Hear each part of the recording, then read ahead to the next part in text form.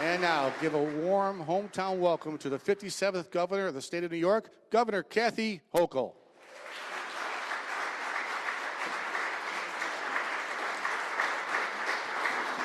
Thank you.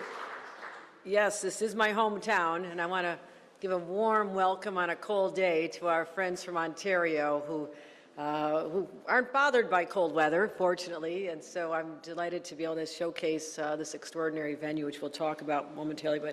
But for Premier Ford to come here, I'm very grateful that you and your team have made the journey here to do something that I think is landmark. It's extraordinary and very exciting as someone who's from this community and knows that we're going to find a way to continue to work together in partnership the way we always have and always will do. I want to acknowledge Nicole Butcher, the President and CEO of Ontario Power Generation. Thank you for lending your expertise to the cause. Minister Lecce, the Legislative Assembly from Ontario. Justin Driscoll, our CEO and President of New York Power Authority, Justin, and John Comel, the Chairman of the New York Power Authority. All my partners in government. I see our incoming mayor is here. I think anybody else? And Crystal here, Crystal Peoples-Stokes, our Sean Ryan and Crystal Peoples-Stokes, and maybe assembly members and elected officials who have joined us here today. It is great to be here to discuss our energy future. And it's especially fitting we're here at the Buffalo AKG Museum of Art. And why I wanted to come here, of any place in the state I could do this, is that I'm reminded that not this building, but the building that you'll see, the older looking building, is from the 1901 era. And it was built in order to help showcase the fact that Buffalo was basically the epicenter of everything at the time when it came to power, because we were the first city in the world to be electrified. And so we had electric lights. People were fascinated by this. What do you mean electric lights? How can that be? And people came from all over to see this in the entire exhibition. So it was certainly a high point, but a reminder that we can continue energy innovation and how to do power innovation as we venture into this next century again. So Buffalo is known as the City of Light, and actually I would say the museum was built for the exhibition. It wasn't done in time, so it missed the opening, but we still celebrated associated with that as well. But this new building is a reminder of the future, and a reminder that traditions matter. And there's been a long-standing, proud tradition of cooperation between New York and Ontario. This has always been, it's a neighbor. We've done so much together, and I will just digress and say I'm a boater on Lake Erie. It's one of the most beautiful places in the world, and we stop at many of the ports of call in Canada, Ontario, and just feel that warm embrace of a shared bond that our region brings to all of us. It's not just sports. Go Blue Jays next time. You did very well this year, but also I know you're rooting for the Buffalo Bills, and you come to hockey games and the baseball games in the summertime as well. And but also our culturals, our tourism. You find me in my old life many times up at Niagara-on-the-Lake or strolling around both sides of the falls. And so it's a world-class region, and we need to continue working together to promote these incredible assets, but also the strength of our friendship and relationship, which is enduring. And I'm also reminded we just came off of the bicentennial, the celebration of the Erie Canal, something that was an extraordinary feat of engineering in its time, but also it opened up Canada to New York City. And that connection also was one of the catalysts for explosive growth, opening up the Midwest, Canadian cities, ultimately the Seaway, St. Lawrence Seaway that came through. So we've always been connected through waterways and energy sources as well. And our economies are intertwined. The trade, despite some setbacks, won't go into too much detail there, but we want to make sure that our trade relationship remains trust. It's a beneficial relationship. We understand that. And I'll acknowledge that there's been some terrible policies that have come out of Washington, coincidentally, just in the 1 year. And they've been hard to accept as someone who doesn't understand why there's a hostility toward Canada overall, but certainly it shakes us to our core as well, as people who value our friends in Ontario and Quebec particularly as they border our great state. So I don't want those policies to jeopardize the goodwill, the friendship, and we just want to make sure that, that we continue doing things that show that collaboration. And as these threats out of Washington come, we're going to stand firm and let people know who our friends are, who we also care about very deeply.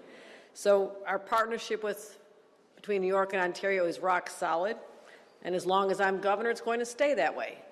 And so we sat down together. It's about relationships. Premier Ford and I sat down together. There was a meeting of Northeast governors and the Canadian premiers that all border this region. We got together in Boston to talk about the threats out of Washington, how destabilizing that is for trade and our relationships overall, but how we can individually step up and ignore that process, those threats, that hostility, and show we truly are friends, truly friends. And so we talked about economic opportunities. We also had a great conversation about power. And the Premier spoke with great pride about what is occurring at the Darlington area. We are focusing on small modular reactors, and I was very impressed. And so I wanted to learn more. And I was intrigued with your forward-thinking approach to delivering clean energy for the next generation. And so we focused on how we can stay true to our environmental commitments, which I truly believe in, but also our commitment to ratepayers to keep utility costs affordable, which is not just a buzzword, it is the reality. We as leaders have to focus on reliability, sustainability, and affordability all at the same time. So we found a way together, and that is through nuclear energy. And Ontario is already home to, 17 of 18 nuclear plants operating in Canada, so ahead of your time, and Ontario Power Generation is leading the way in deploying North America's first small modular reactors, which I've been very intrigued with. And the Darlington project, which you'll talk about, is going to be generating 1.2 gigawatts of power. And our conversation also led me to the understanding that Ontario OPG is collaborating with the Tennessee Valley Authority as well. When you said that, I said, well, wait a minute, why are you cooperating with them? I'm right here. So that was another light bulb that went off in my head, like why aren't we also taking advantage of your forward-thinking approach when it comes to power?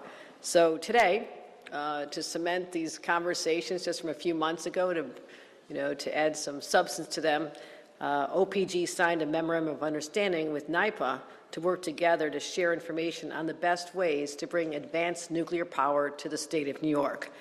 And they'll use their expertise and know-how and be a great resource in our next chapter in our nuclear story. And the timing is perfect because it was last summer I charged NYPA, our executive director and our chairman and others, to find a way to bring advanced nuclear power to upstate New York. And this will be the first plant in New York State in over a generation. And I wanted to do this because it's about reliability, affordability, but it's also the thousands of jobs that are created in the process. And I was excited about that prospect as well. And 1 gigawatt of nuclear power can power roughly 1 million homes without adding any carbon to the atmosphere. That's really significant. And it's around the clock. It's every day of the year. It's completely insulated from the threats of rising oil and gas prices. So I believe it can power the industries of tomorrow as we're leaning into, especially here in upstate New York. Micron, $100 billion investment to make semiconductor chips. The largest private sector investment in American history is going on just down the road in Syracuse. Right up the road in Buffalo, University of Buffalo, we have $500 million being invested in Empire AI, artificial intelligence for public good. So we need the power source. We want to do all this. Our ambitions are broad. They're exciting. But we don't power it. It doesn't work. And that's the challenge that we've embraced. And we're moving with great speed. I am very impatient. And I want this to happen. I know there's traditionally been hurdles. Our state has right now 3 nuclear plants operating. They're all up on Lake Ontario. And one is actually the oldest operating nuclear facility in the United States, going strong and safe since 1969. But it's time for us to bring new nuclear technology into the 21st century. I've spoken actually to President Trump about this in the White House and talked about the fact that people aren't embracing nuclear because there's a perception it is a long, arduous process, even a decade, to get approvals. And we gleaned that over 7 of the 10 years it takes to get nuclear approvals are at the federal level. So he has agreed to find ways to approach that with more urgency. We are working closely with the federal administration in this particular area. And I want to make sure that everyone knows that we'll bring down the barriers and the costs. That's important. But also, this is not your grandmother's and your grandfather's nuclear. This is advanced. This is state-of-the-art. This is safe. This is safe. And it has automatic safety systems and enhanced containment and rigorous, very rigorous environmental safeguards. So since the last 6 months when I directed NYPA to build 1 gigawatt of new nuclear capacity, we've moved aggressively to realize that vision. The deadline for requests for information passed just last week, and I'm happy to announce that there are 23 developers who've expressed an interest in developing nuclear project with NYPA. That's extraordinary. That's beyond what I could have imagined. That's a new era for nuclear power in the state of New York. And 8 communities have expressed interest in hosting a plant. Also a very positive development. So what we want to do is make sure we also have the workforce to be able to do all this exciting work. And I've announced $40 million over the next 4 years in new funding for NYPA to launch a specialized nuclear workforce training program with our unions and our universities. So that's how we'll meet the demand, by focusing now on the training required so we have the workforce in place. And we've made some strategic hires at NYPA. Christopher Hansen, the former chair of the U.S. Nuclear Regulatory Commission, was hired as a senior consultant to help us navigate that federal licensing. And I'm sorry I took Todd Josephowski, hired as our Senior Vice President of Nuclear Development, formerly the project director at Darlington. So, which are already underway, so we need some help, okay? You're good with that? So he'll make sure that just as happening at Darlington, which he'll talk about, is that the constructional process very quickly. So the first phase is being licensed this year. Will be on track and operational. Our goal is to be within 5 years, not 10, but 5 years. And so we're excited about this and bringing a closer relationship. And in a couple minutes, Premier Ford and I will sign a declaration of intent to reaffirm and strengthen our historic bonds. We'll show the world that we have no tolerance for policies that are intended to drive us apart.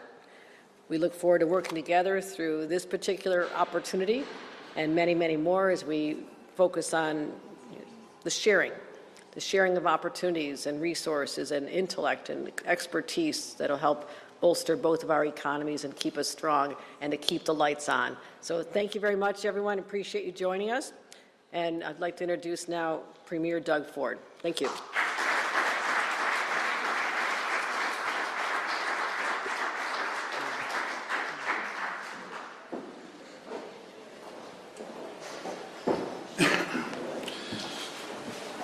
Well, first of all, good morning, everyone, and it's a real pleasure to be here.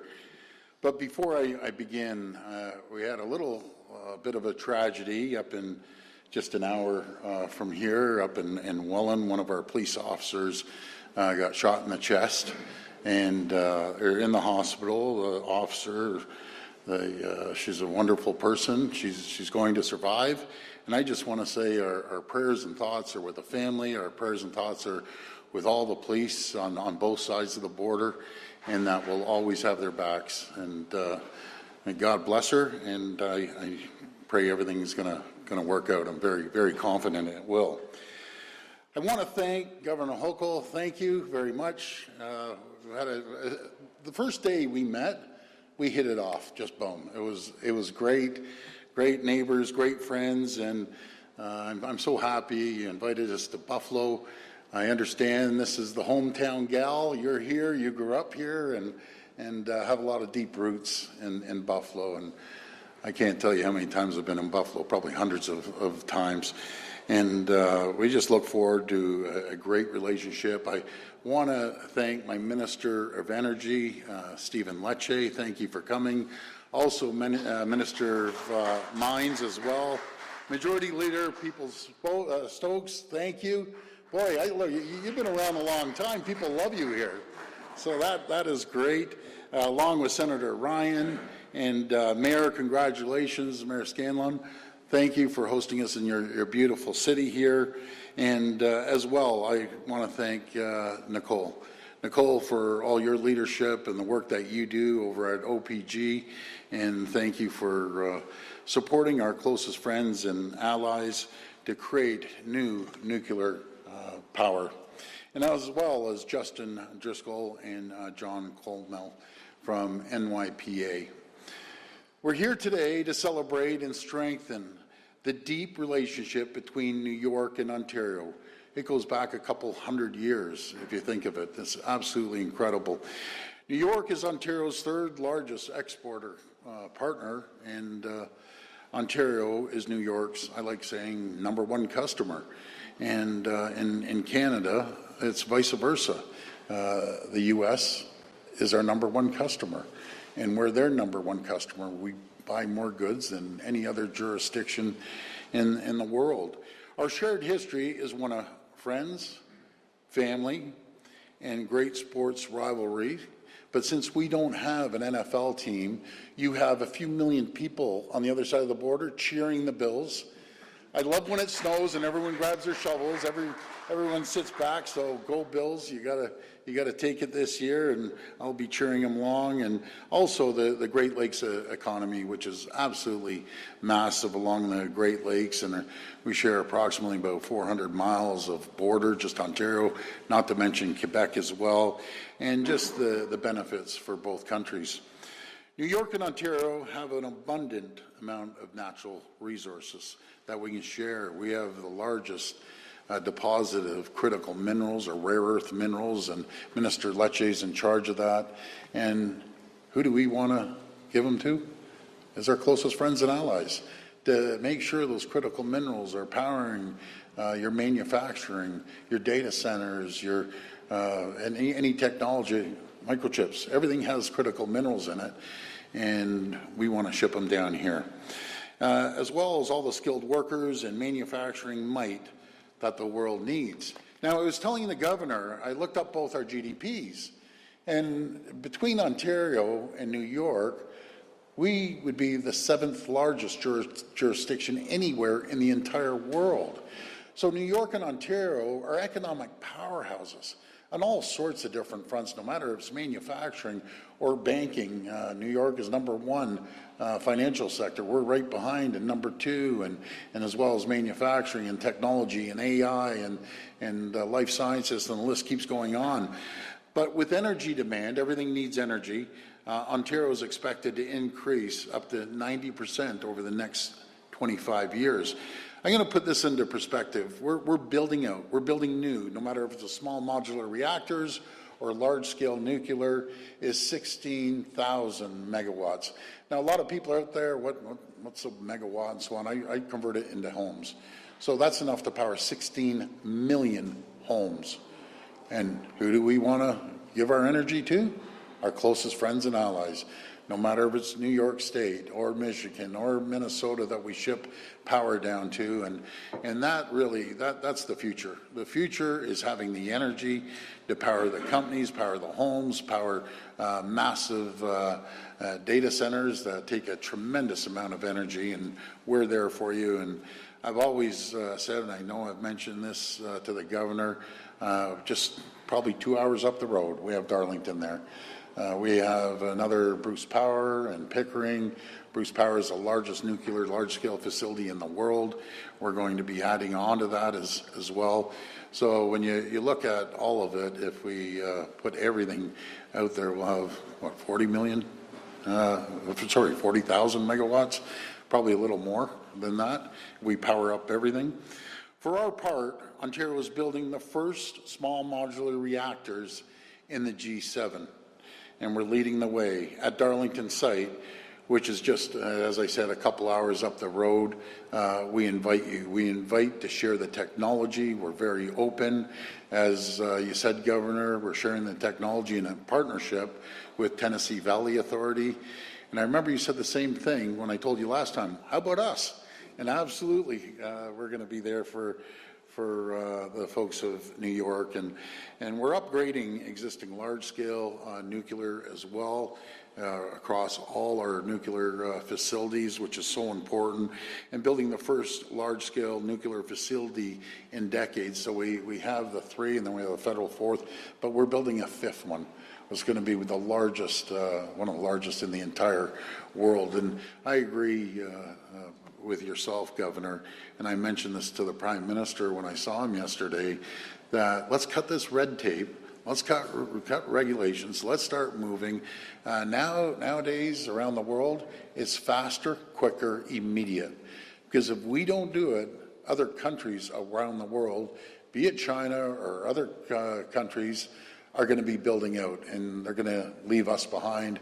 But I can assure you, with the leadership of Governor Hochul, ourselves, we will never, ever let that happen. We're close friends and the closest allies. For our part, as I was saying over at the Darlington site, we will have you by, and I'd like to see this relationship start immediately. I saw both of you signing the agreement downstairs, so we're gonna sign that as well. And that's why I'm so thrilled to be here today to sign this historic, and I emphasize historic, energy agreement that's never been done before with New York and Ontario. This deal will see Ontario share our world-class expertise in large-scale reactors as well as the small modular reactors with the great state of New York.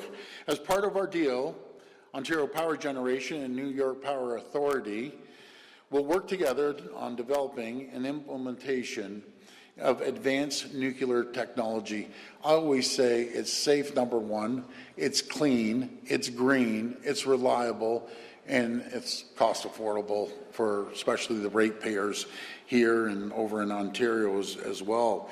But before I conclude, I just want to take a few moments to talk about our relationship.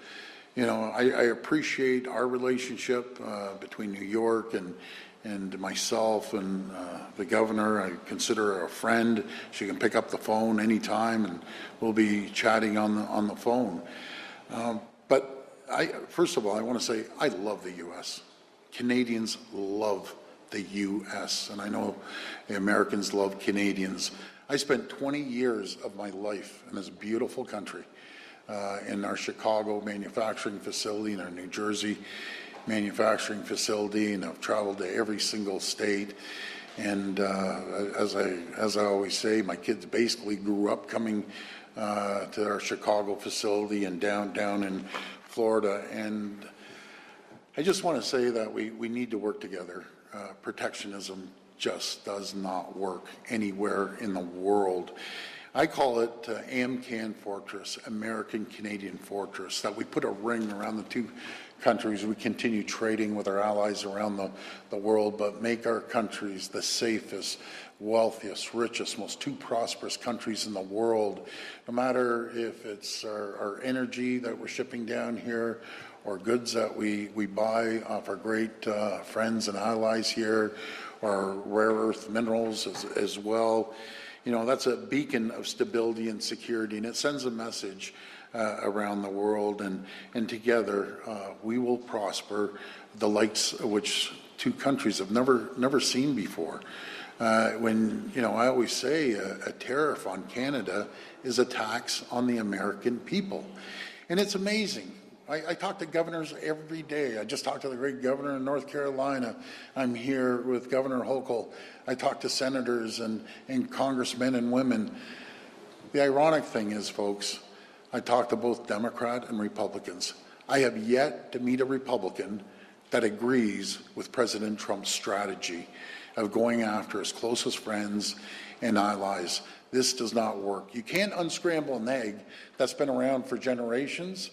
You have to make the omelet larger, and everyone's going to benefit. There'll be more jobs, more security, and both countries are going to thrive like they've never seen before. But folks, I want to welcome everyone to Toronto.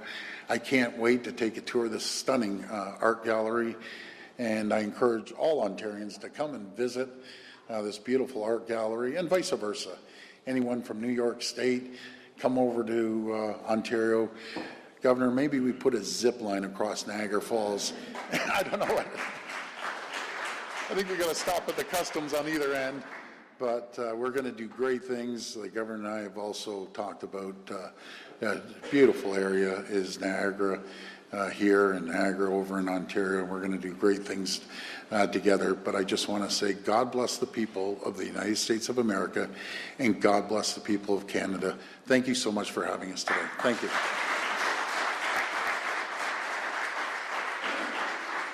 Please remain seated as the Governor and Premier sign the Declaration of Intent. Will Nicole Butcher, Minister Stephen Lecce, Justin Driscoll, John Comel, please join the Governor and Premier on stage.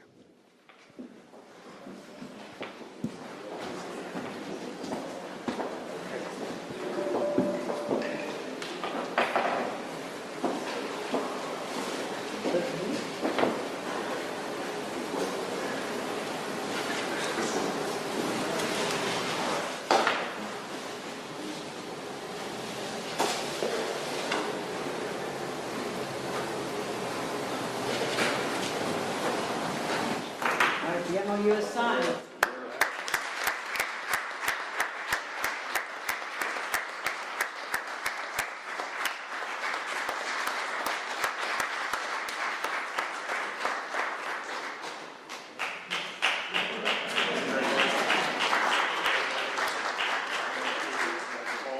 That concludes today's binational event. Thank you for coming.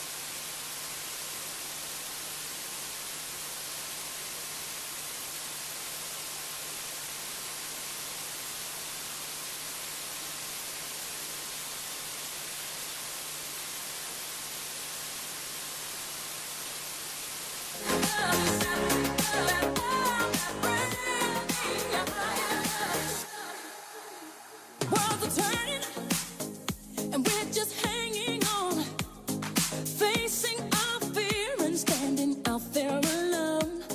I yearning, yeah, and it's real to me.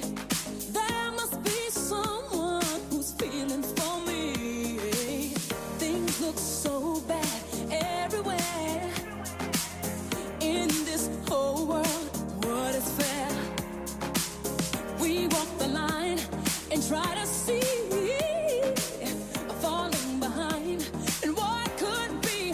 Oh, bring me a higher love, my Lord. Bring me a higher love. Oh, oh, bring me a higher love, my Lord. It's that higher love I keep thinking of. Bring higher love. Bring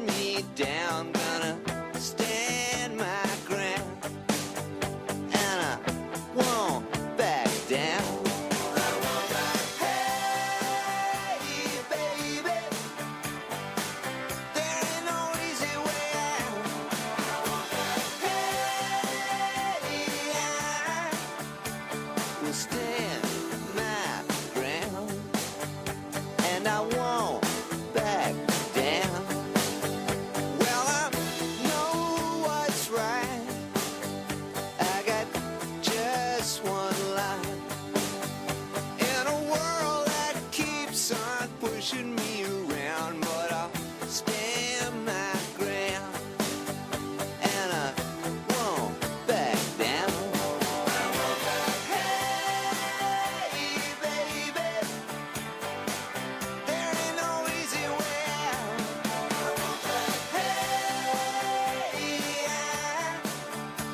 will stand my ground, and I won't back down.